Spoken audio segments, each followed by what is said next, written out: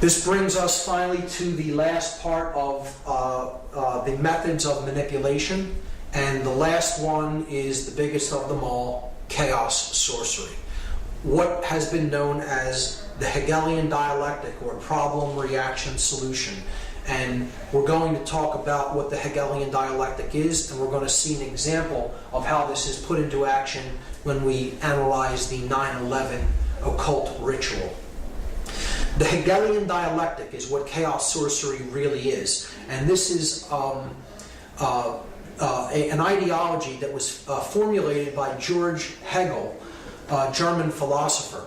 The Hegelian dialectic is a framework for guiding our thoughts and actions into conflicts that lead to a predetermined solution. So the solution is already predetermined before anything happens. The people who are putting this into effect want a certain outcome. This is outcome-based framework, an outcome-based framework. It's saying this must occur. This is the end result that we want, and anything else is undesirable and we will not settle for. It's going to happen this way. We just have to convince people that it has to end up happening this way. So what you do is you guide thought and action into decision making that ends up how you wanted it to begin with. This is accomplished by manipulating consciousness into a circular pattern of thought and action. So again, it's a manipulation of consciousness. It's ultimately about mind control. The synthetic solution to these conflicts cannot be introduced unless those being manipulated take a side that will advance the predetermined agenda. The agenda is already predetermined. We just need to create a synthetic conflict to make this come into manifestation the way we have it originally planned and designed. So, this is Hegel's dialectic, and it is not so much that Hegel is an evil person in his own right. This is another perversion. How chaos sorcery is used as an example of the Hegelian dialectic is it's a modified version of this dialectic for a dark purpose, for manipulation. The researcher David Icke has called this problem, reaction, solution. And it's a great term for it because it describes it perfectly. You create the problem to get a reaction, and then you offer the solution. The solution was already predetermined. But I like to call it chaos, confusion, opportunity, because I think it more accurately describes what the process that's taking place is really about. You want to create chaos. You need a chaotic situation created, because the reaction that you're looking for is confusion, not knowing what to do or how to act appropriately to the situation. Once confusion enters the mix, you have fear-based consciousness. So the person is willing to accept all kinds of limitations and control to go back to order. And therefore, that's your opportunity to bring in your predetermined solution and get them to go along with what you originally wanted.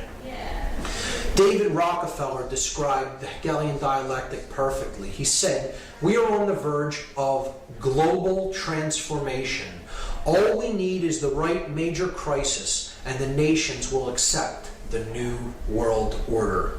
And it's not the light one that he's talking about. This was the major crisis that they introduced. The events of 9/11, 2001, was an example of the modified Hegelian dialectic. It was an example of chaos sorcery. It was an occultic ritual of human sacrifice that involved three major examples of occultic symbology and ideology in the work to create the synthesis that they were looking for. And those three occult schools or occult ideologies that were employed on that day, the symbolism of which was employed on that day, was Kabbalah, Tarot, and Freemasonry. Now, before we get into any confusion at all, I want to state emphatically that I do not believe that any of these systems are evil in and of themselves. It is how occult sciences are used, occult knowledge is used by the practitioner to what end that determines whether they're wielded for good or evil. So it is not these practices or these systems that are of knowledge that are evil in any way. They are simply knowledge, and it is how they are used. Let's get that straight right off the bat. So these three systems of occult knowledge all encode within them the understanding of human psychological makeup and human consciousness. And the ritual of 9/11 is ultimately about the destruction of that knowledge and keeping the truth down, keeping our awareness down, destroying our awareness, destroying consciousness. So we're going to look at some examples of this occultic iconography and symbolism that was used on that day. The most glaring example of which is in tarot. This is the tarot image known as the Tower. It's a card that represents the end of an old way of things and the birth of a new way of things. It's the destruction of something that is old and worn down and the building of something new in its place. One thing is being cleared to make way for something to be put up in its place. Okay? So that's the Tower. It is depicted as being struck by a bolt of lightning on fire with people toppling out of the windows. And that is exactly what we saw on the day of 9/11, 2001. We saw towers that were struck by forces. They were on fire and people were leaping from the windows. So clearly the occultic symbology of this particular tarot card was employed on that day. Whether this be totally by design or it be synchronicity, I'll leave that up to the audience to decide.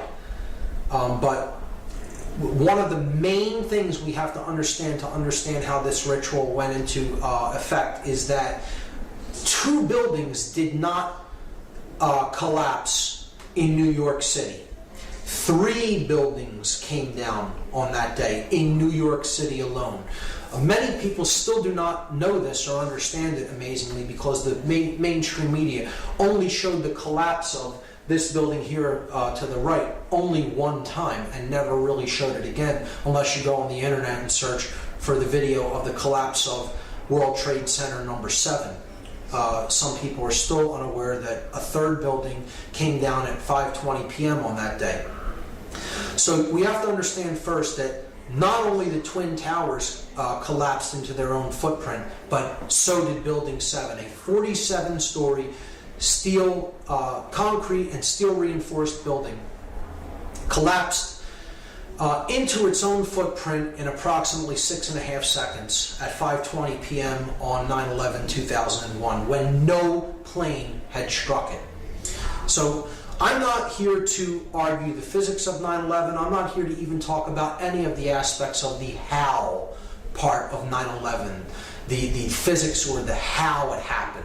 I'm much more interested in using my time to discuss the why and the implications of the occultic symbology employed in what I consider a dark occult ritual, a ritual that embodied the modified Hegelian dialectic. And so the first thing to understand is 3 towers came down, 3 pillars, if you will, came down on 9/11, not 2. The first occult system that I'm going to look at in relation to 9/11 is Kabbalah. Kabbalah is an ancient Semitic form of occultism. Judaism takes some of its roots from Kabbalah, and this is the main symbolic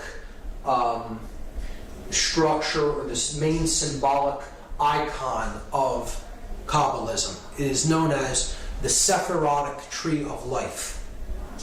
This is known as the ladder to God. Okay? The levels that go up in consciousness to God. And there are 10 of these spheres on the tree. If you count them, there are 10 total. This is 1, 2, 3, 4, 5, 6, 7, 8, 9, 10. They're known as, these spheres are known as Sephirot. So the 10 Sephirot comprise the tree of life. Now in the books that describe this symbol, the Sephirotic tree, they're the Zohar and the Sefer Yetzirah. They look at it as that there are only 10 Sephirot. There are not 9 and there are not 11. This is specifically worded into these books. To speak of there as being any more or less Sephirot is considered like a blasphemy in Kabbalah, because there are only 10. So this is where part of the name, the name of the ritual comes from.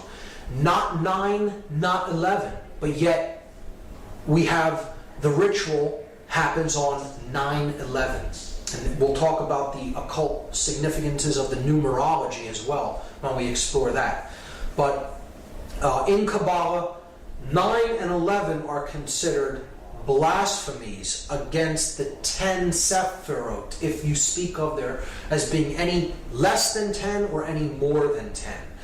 And we also see that the symbolic numbers, the numbers of these buildings are symbolic when we relate the ritual to Kabbalah, because the buildings that came down were the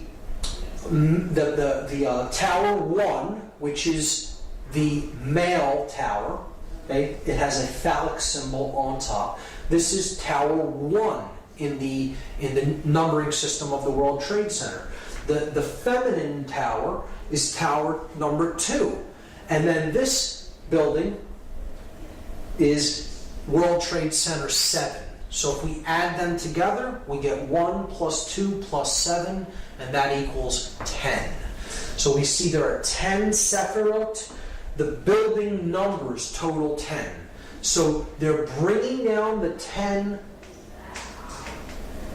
in the buildings, and they're bringing down symbolically the 10 Sephirot. You see, in the Sephirot, there are 3 pillars, 3 columns. You have this left-hand path known as the path of severity. You have the right-hand path that is known as the path of mercy. Again, these are corollaries to the Freemasonic pillars. This will be the pillar of mercy, which is Jachin. This is the pillar of severity, or Boaz. And then you have the path of mildness, or the path of will. Will to ascend in consciousness. This sphere representing base consciousness, and this sphere representing cosmic consciousness. Without going into very deep explanations of what each Sephirot represents, just understand that this middle pillar is the synthesis between these two. This represents too much male aspect or control. This could be too much capitulation to control. You can look at it that way, with this path being severity, this path being mercy. You could look at it as this path is not being a controller and also not being a slave. It is not being a dominator nor capitulating to domination. Therefore, the middle way, as it is called in Buddhism, the unification of male and female, the chemical wedding. It is the ascension from base consciousness through connection with conscience, the heart chakra, and attaining cosmic consciousness or higher level awareness, represented as the crown Sephirot. See, if you collapse these in, right? If you were to take these 3 levels and collapse them in right into the middle pillar to bring these dual aspect Sephirot into one, you would see that this really represents the chakra system. the 7 chakras. You would have the base chakra, the sacrum chakra. These two comprise the solar plexus chakra, the heart chakra. These two comprise the throat chakra. These two comprise the third eye chakra, and that comprises the crown chakra. So there's the 7 chakras. All right? And we see that that would be on the middle pillar, and it would contain 7 chakras. And again, the middle pillar here is building 7.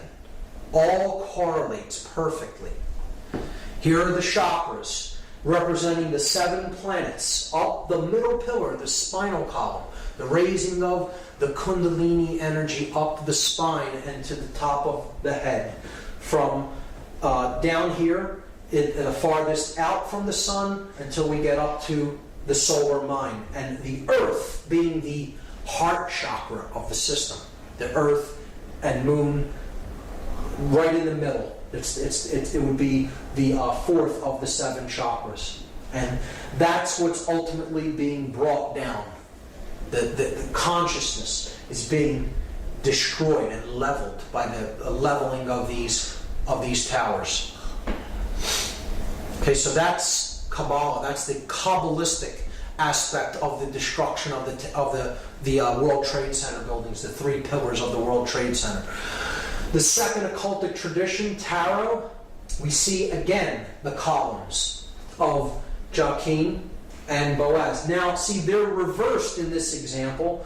They're the same way that they are in the Kabbalistic Sephirotic tree of life. But this is the male pillar, the light pillar, the pillar of mercy. This is the male pillar because you're looking at the entrance of the temple. See, in the Freemasonic tracing board that we discussed, the light pillar is on this side because you're on the outside of the temple walking in. In this example, you're inside the temple looking toward the outside, and the goddess is seated in the temple and she's veiled from the outside. So if you were to picture yourself walking in from behind her, right, and she's veiled, the Jachin pillar would be to your left. And that is the male pillar, and here we see the male pillar with the phallic symbol. The feminine pillar, see, it's on her right side. This one's on her left side. So you have the feminine pillar, which would represent Boaz. The masculine pillar here would represent Jachin. The middle pillar represents the goddess. Again, it's a sacrifice of the goddess. Once again, we see it happening.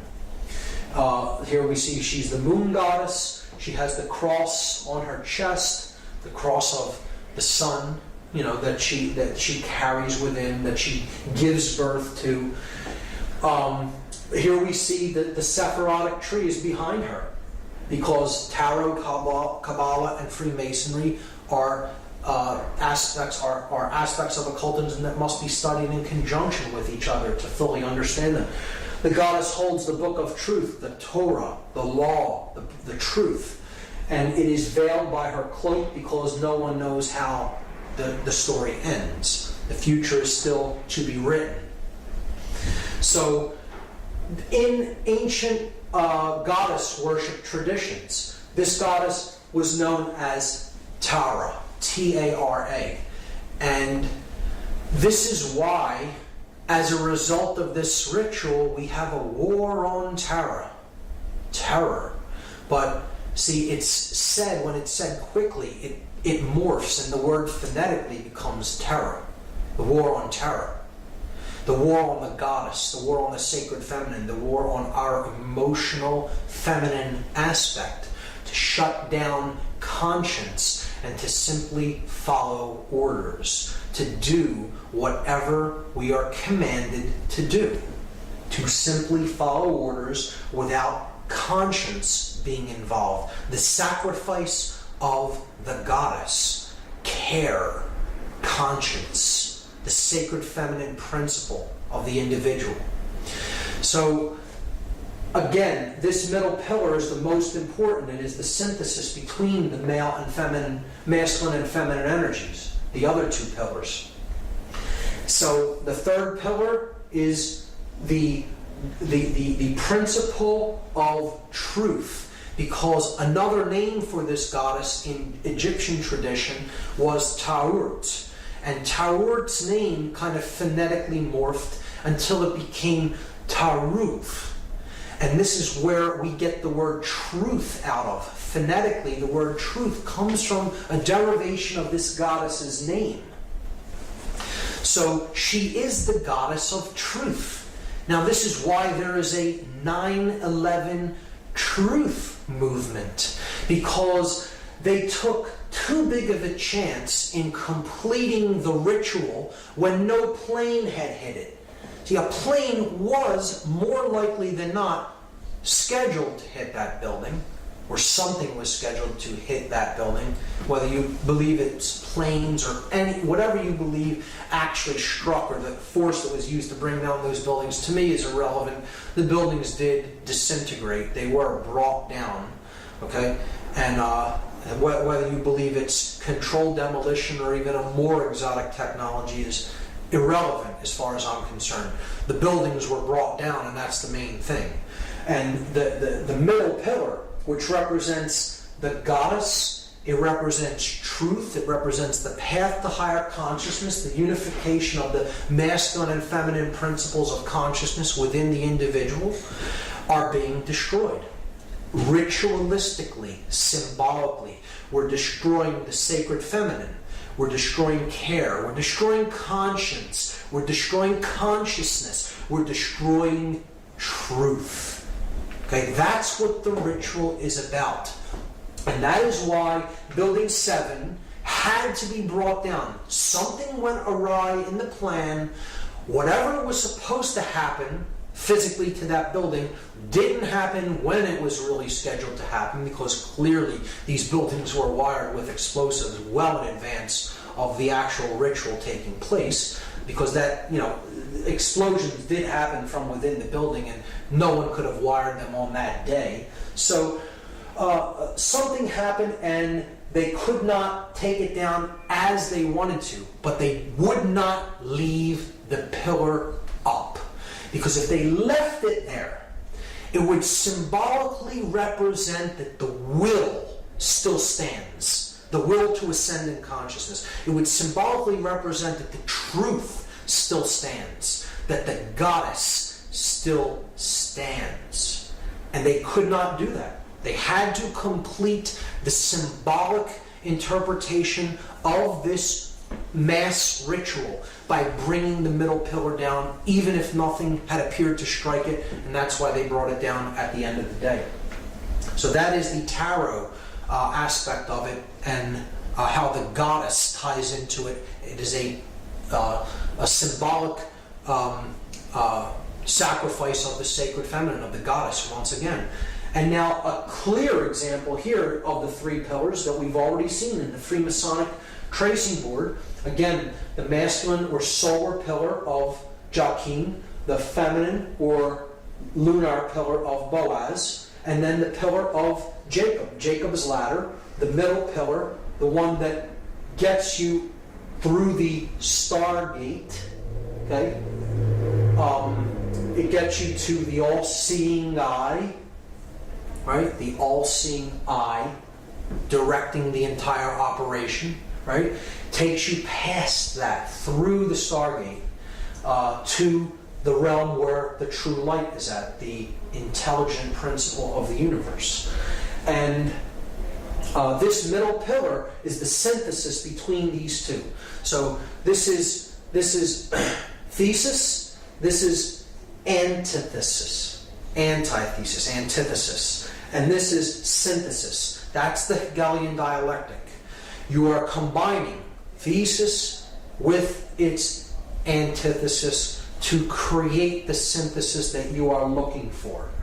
And that is the ladder to higher consciousness, to higher ground, so to speak, from which you can see the entire game board. You can see the whole floor of the house, as they call it in Freemasonry.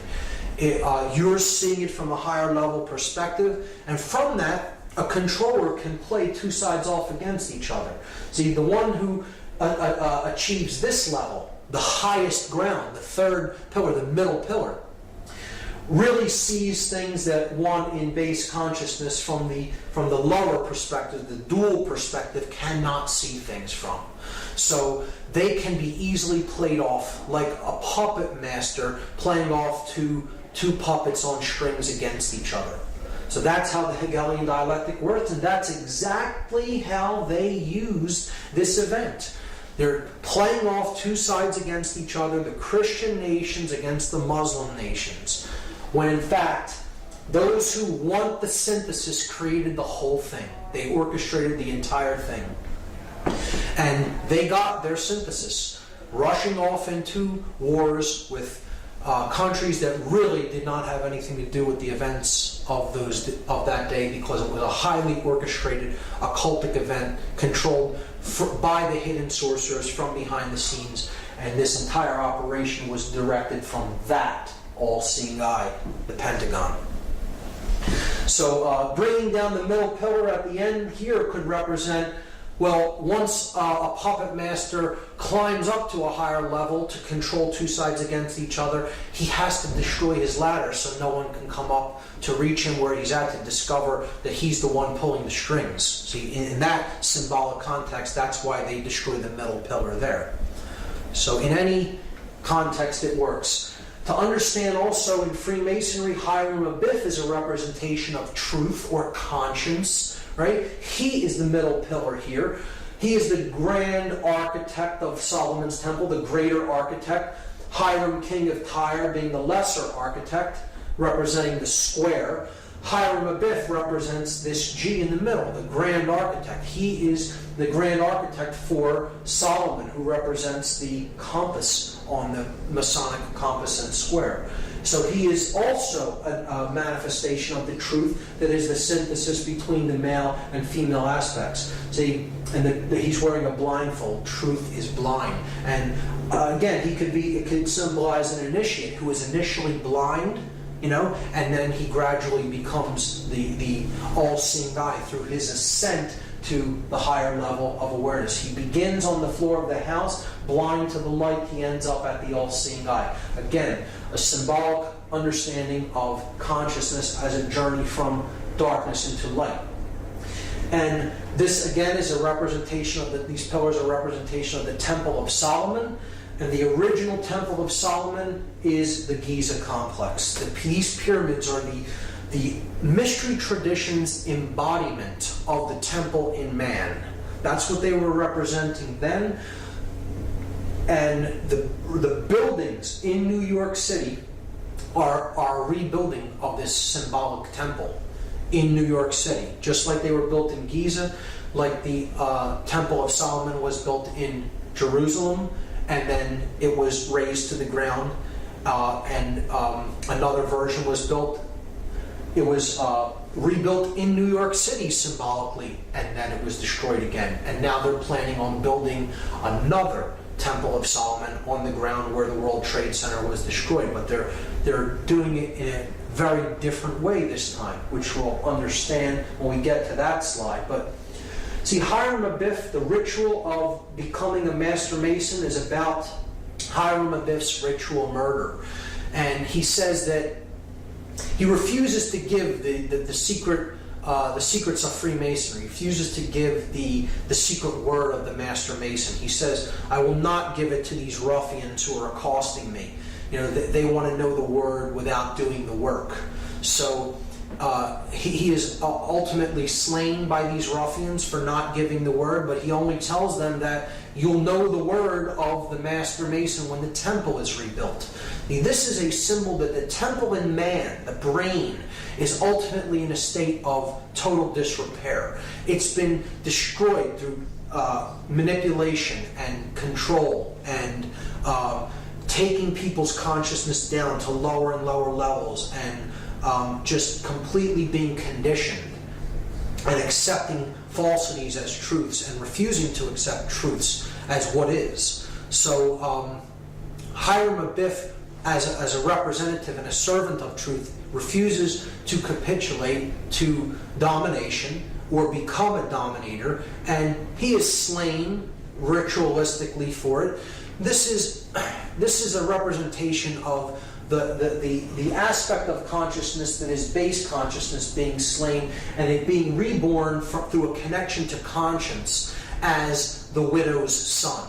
See, the widow's son is who Hiram Abiff is. And this is the son, again, of the limbic brain, the mother aspect, the feminine aspect, who does not have a male counterpart because the reptile complex, the base brain, has been put into check by our intuitive side and our conscience. So then the male child of proper moral action, the unified neocortex, is born of the widow, the mother without the father or the virgin birth. It's the Christ story retold in a different way. The widow's son is born.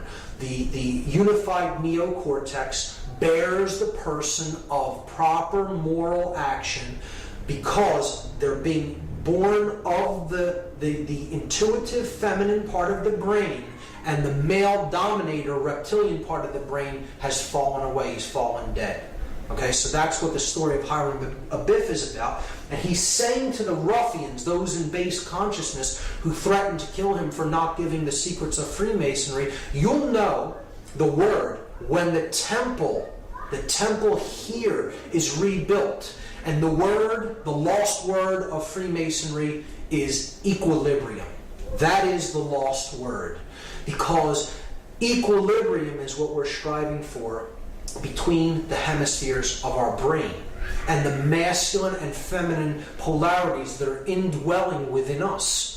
So they have to come to a state of equilibrium, and then the temple will be rebuilt. The brain will operate in global coherence across both brain hemispheres, and the third eye will be opened and cosmic consciousness will be awakened. That is what this story is about, and that is what the ritual murder of Hiram Abiff is about. And we'll keep that in mind when we understand that there is a new temple being built on the ruins of the old temple in New York City. Again, the complex of the World Trade Center is a symbolic representation of the original Temple of Solomon, the pyramid complex at Giza. Rebuilt in Washington, D.C., here we see the 3 pillars at Giza, 2 extremely large towers or pillars, and 1 small one. And we see it rebuilt here, the 2 large towers and then the one that is less than half of the size of the other 2. This sphere here is a representation of the Sphinx, okay, at the base of these columns. So these columns are also a symbol of the Babylonian gold-headed man depicted in the dream of Nebuchadnezzar in the book of Daniel, a prophetic book in the Bible. The gold-headed man represents centralized authority, pharaonic rule, or total hegemony, the unquestioned global ruler, the one world order, the church and state unified in the head of gold. And as dynasties went on, power diminishes. It goes through the Silver Age, then it goes into the Bronze Age, and eventually you have the separation of church and state. And you have the iron legs of the separation of church and state, and then you eventually get to the clay feet if you study this symbology in Daniel. And it's understanding how power is amassed and eventually through time it is diminished until they're trying to get back from this level to this level. And that is what the Dark New World Order would be. The destruction of the 2 pillars and the combining of them into one centralized authority, one world state and religion. That's what the New World Order ultimately is about, the Dark New World Order. So they're destroying these 2 iron legs. They're destroying the iron legs of the Babylonian gold-headed man to try to get back to one centralized authority of church and state. These pillars could be seen symbolically as church and state being destroyed. So where do we see the concepts of church and state? We see them in tarot on the death card of the major arcana. So we see the rider, death, on the white horse, coming with the flag, the black flag that has the inverted pentagram on it, the destruction of spirit. He is running down a king, and he's getting ready to run down a pope or a priest. So this is the ruler of state, this is the ruler of church or religion, and he's running them both down, destroying church and state. And you see in the background the two pillars with the setting sun in the background. The light going out from the world between the two columns. Highly symbolic. This is a representation of the new temple that they're building. In place of where the two pillars stood, they're planning on erecting one. One from where the two stood. The thesis and antithesis destroyed, the synthesis is created. The phallic symbol, the one male phallic symbol, erected in place where the symbols of church and state symbolically once stood. You know, obviously they weren't buildings that really represent that, but they're symbolic analogs to these concepts. And putting the one pillar up in the place where the two stood is the rebuilding of the destroyed Temple of Solomon in New York. The sun and the moon, and now only the sun, or phallic symbol, the male tower, remains. That is what 9/11 was about. 9/11, incidentally, the Freedom Tower is what that building is going to be called, and it's scheduled for completion in the year 2012. I'm sure to correlate with other dark prophecies of apocalypse or Armageddon, and which isn't what I see 2012 as being at all. I see it really being the birth of consciousness, because they're not able to put consciousness down. Their ritual failed. There is hope in the fact that the Building 7 stood, and they had to bring it down and essentially screwed up the entire thing by really making people come online and understand that this was an inside job and this was an occult ritual, by bringing down that middle pillar when nothing had hit it. So that was the ultimate mistake in this whole ritual enactment, and as far as I'm concerned, they did not fulfill the agenda that they were trying to fulfill by this ritual being enacted. Instead, they initiated a great awakening within the human population. As the researcher Michael Tessarian is fond of saying, did 9/11 shake us up, or did it? So now, just as we did with the reverse of the Great Seal on the back of the $1 bill, I'm going to examine the gematria, the occultic numerology involved in the 9/11 event. These are the numbers of the three flights that struck these three buildings. The North Tower was struck by Flight 11, the South Tower was struck by Flight 175, and the Pentagon was allegedly struck by Flight 77. Now, there is another flight that was involved on that day that crashed in Shanksville, Pennsylvania by an unknown act of will, shall we say. And this was Flight 93, and it is my contention that Flight 93 was indeed headed for World Trade Center number 7, Building 7 of the Trade Center, not to Washington, D.C., as is claimed. And this, to me, makes much more sense than it heading toward Washington, D.C., because I believe it was there to strike a building that had already been wired to allegedly collapse, as the two twin towers were, and that was Building 7. And the flight not making it to that building meant that they had to make a decision about whether to pull that building or to allow it to stand, and we know what they chose. So I'm going to place 93 over Building 7, and at first this would seem like a very arbitrary arrangement of numbers, and that these numbers don't have any commonalities to them, until we begin to perform gematria upon them. And then we see a very clear pattern emerge. So I'm going to leave 11 as is for now, and I'm going to reduce or add these two numbers together and get a total. So 9 plus 3 is 12. 1 plus 7 plus 5 is 13, and 7 plus 7 is 14. So now, the floor planes, we have a clear pattern. We have the pattern 11, 12, 13, and 14. And we could further reduce those down to one digit. We add 1 plus 1 and we get 2. 1 plus 2 is 3. 1 plus 3 is 4. 1 plus 4 is 5. So we have the pattern 2, 3, 4, 5.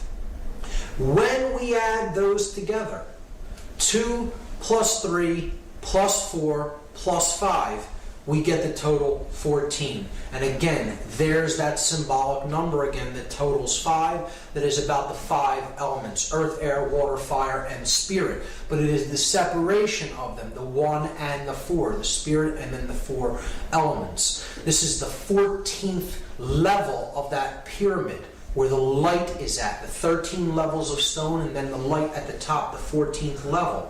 So look at the 9/11 date, 9/11/2001. You add up all of these numbers, 9 plus 1 plus 1 plus 2 plus 1 in 2001, and you get 14 again. So not only is it the date, it's the powers that did the act. Okay? The 4 planes totaled to 14. Their digits all totaled make 14. So the powers that performed this act are the 14. And this correlates with the 14th level of this pyramid, or the illuminated ones, the sorcerers behind the scenes that are manipulating the events of the world. So we have this arrangement on the building: 77 at the Pentagon, 11 at the North Tower, 175 at the South Tower, 93 at Building 7. If we add the 2 planes that struck these towers together, we get the number 186. 175 plus 11 is 186. Now, these are the planes that struck the twin towers, the North and South Tower.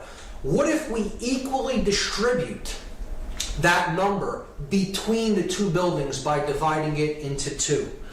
186 divided by 2 is 93.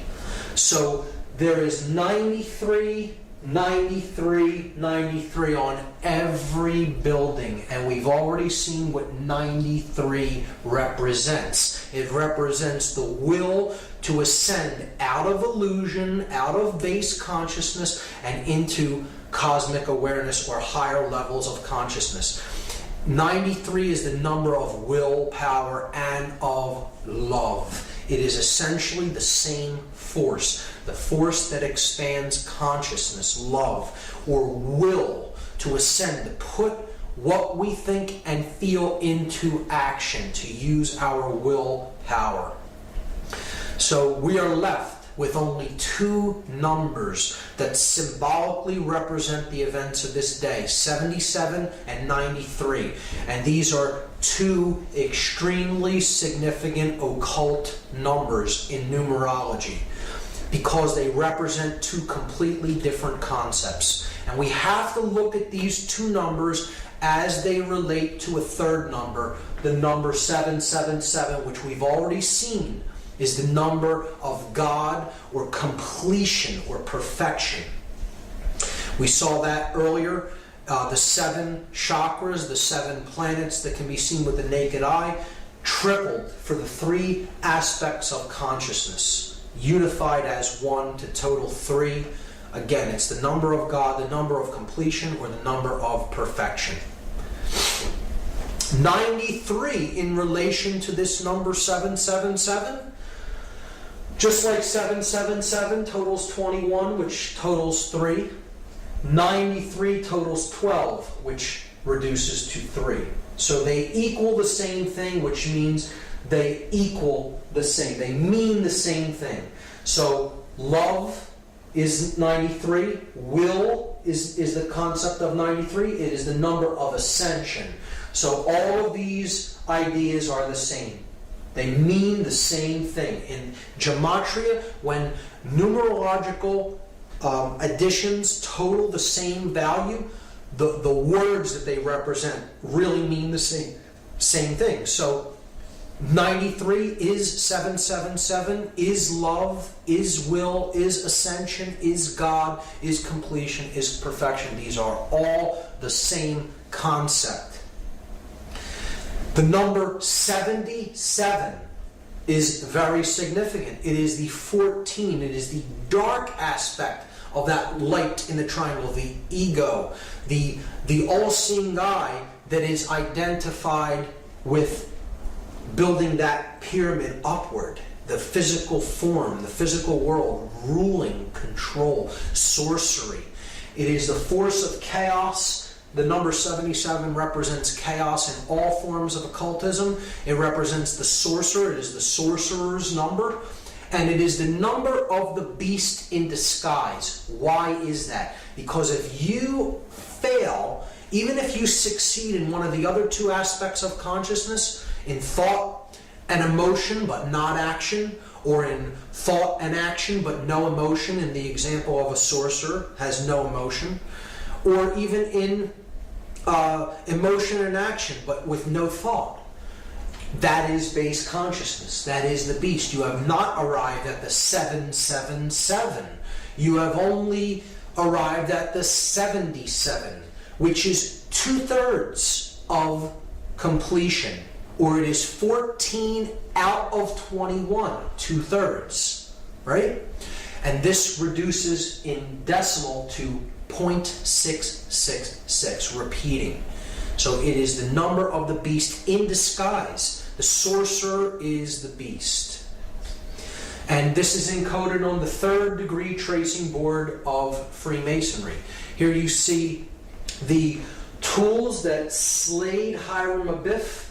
He is finally struck with the mallet, representing ignorance, the light going out, the third eye being struck, put into the coffin, okay? The coffin is the spirit, where Hiram Abiff, the HHH, hey in Hebrew, representing 555, Hiram Abiff's number. He is in his coffin because he is the spirit, he is the truth, he is the light, and he is the skull and bones is placed on top of the coffin, symbolic of the sorcerer. The sorcerer who conquers his spirit so that the skull, cleverness, thought and cleverness, left brain cleverness, plus the will to act, reigns over the spirit. The sorcerer has cleverness, he has the will to put his cleverness into action, but he has no conscience. The conscience is entombed in that coffin. And an individual such as this is headed west. They are headed toward the realm of darkness and death, to the west, not toward the realm of light, to the east. And here symbolically is the sprig of acacia, and that represents the hope of resurrection in Freemasonry. So this is the hope that one who has destroyed their own spirit through their usage of their intellect and their will to act in an egoic fashion may indeed still be able to resurrect the spirit and come to a place of moral uprightness and conscience. So that is what this tracing board represents, and it is the 3rd degree tracing board. It is saying you may now be initiated into some of the mystery, into some of the knowledge, but you must use that with spirit intact and not use it as a sorcerer. Otherwise you are headed west and you are not headed toward the true realm of light, which lies to the east. And I think that's a great allegorical explanation for morality. And we see, therefore, that the two numbers that this ritual reduces down to is 77 and 93, and the positions that they are in is all telling. The purpose of the ritual is so that the sorcerers that are consider themselves the all-seeing eye of consciousness, okay, are destroying others' ability to find truth, to give birth to conscience, and to rise in consciousness. And they're destroying that ladder to the higher realms.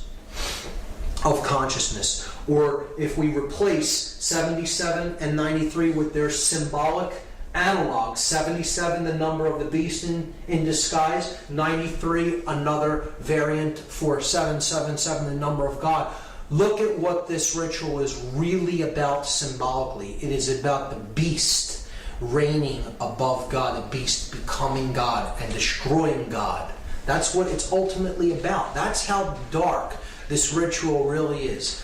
It is about the ego and illusion conquering the spirit and conquering higher consciousness. We can see that it is encoded in the date itself. 9/11 reduces to 9/2. We're just adding the two ones together. And there we have symbolically the entire ritual encapsulated in the name. 9/11 is 92.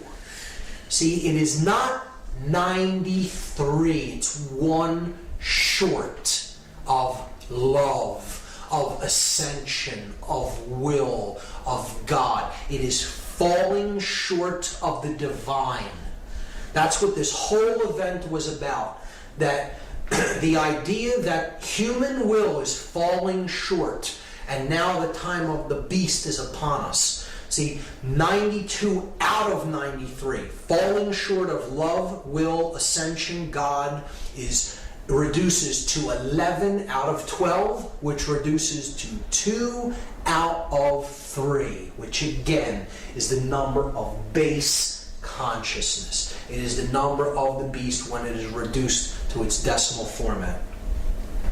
And that's what the whole ritual of 9/11 was ultimately all about. It is about the destruction of the ladder to God, bringing down the Kabbalistic tree of life, the 10 Sephirot, 1, 2, and 7, bringing them down to destroy the ladder with which we can use to ascend in consciousness. It is about the destruction of the truth and the goddess, a human sacrifice ritual. Those people were ritualistically sacrificed in this evil doing.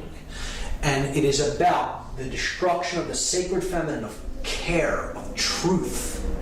Another ritual to immolate the goddess of care.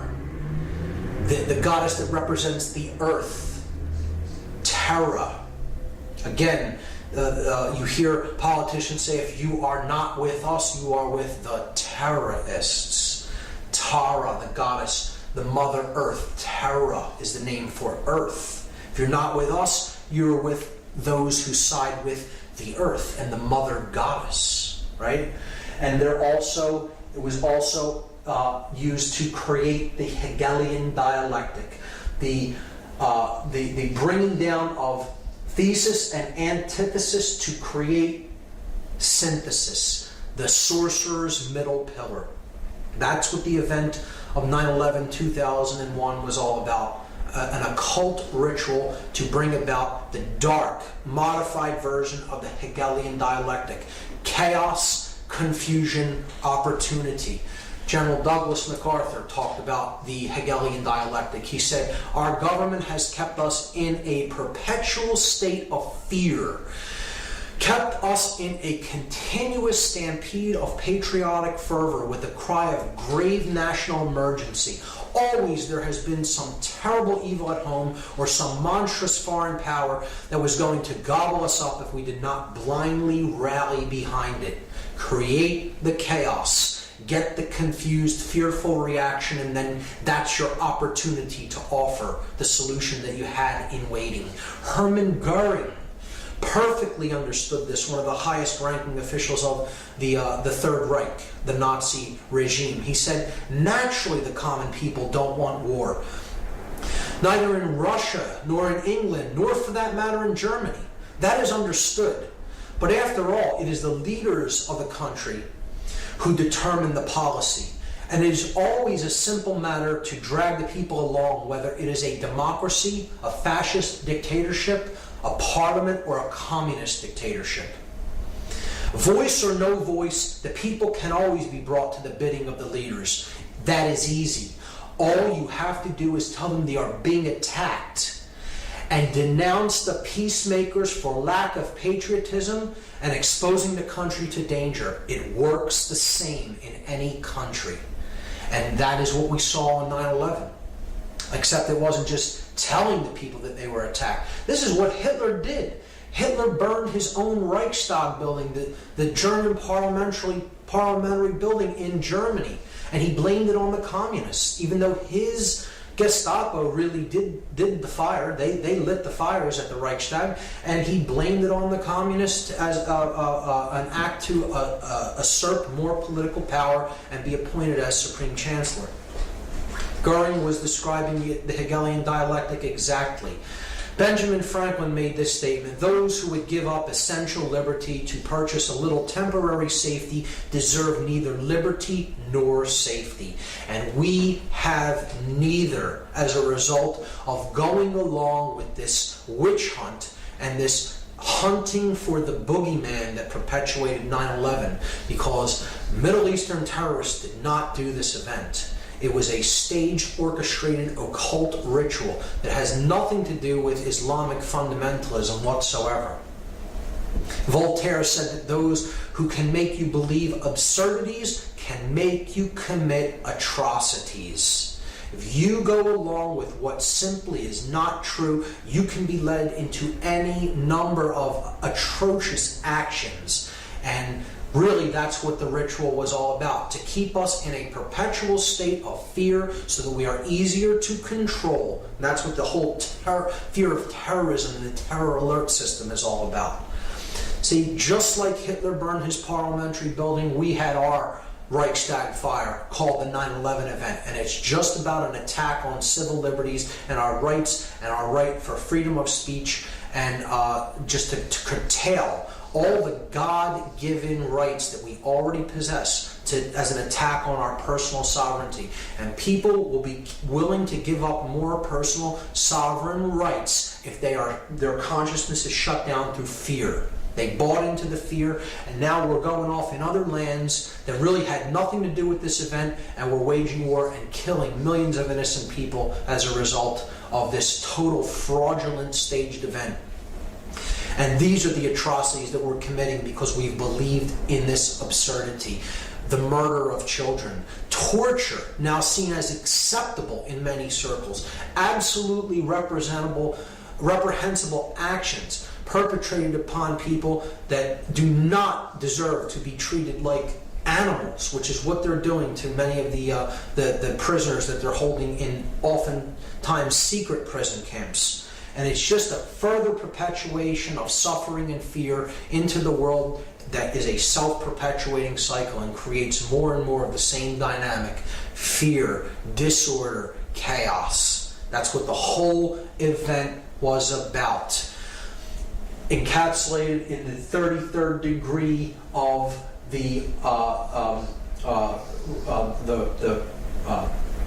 33rd degree of the Order of Freemasonry is this symbol, the double-headed eagle, which represents he who sees the past and the future, because ultimately the same force is controlling both and directing both. And it's about order out of chaos. Deus meum quae Jus is a Latin phrase that means God and my right.